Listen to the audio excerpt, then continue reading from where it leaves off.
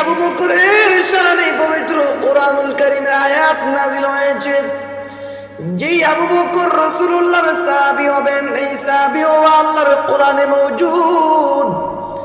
আল্লাহর নবীর জীবদ্দশায় যে বিশ্ব নবীর যায় নামাজে দাঁড়িয়ে উম্মতের সামনে নামাজ আদায় করেছেন, যিনি উম্মতের ইমামতির মুসাল্লা দাঁড়িয়েছেন, উনার নাম সিদ্দিক আকবর।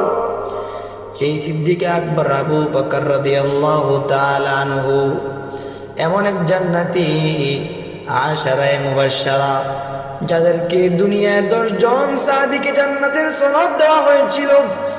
আল্লাহর নবীর জীবদ্দশায় যেই 10 জন সাহাবীকে দুনিয়ায় জান্নাতের সনদ দেওয়া হয়েছে, এই 10 জনের মধ্যে সর্বপ্রথম যার নাম, সেই লোকটা হচ্ছেন সিদ্দিক আকবর আবু বকর রাদিয়াল্লাহু তাআলা আনহু।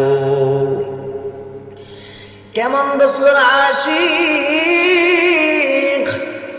আল্লাহর নবী মক্কা থেকে মদিনায় হিজরত করবেন। আবু বকরকে বললেন, আবু বকর রে, আমি তোমাকে নিয়ে মক্কাতুল মুকাররমা ছেড়ে আল্লাহর অর্ডারে হিজরত করব মদিনা।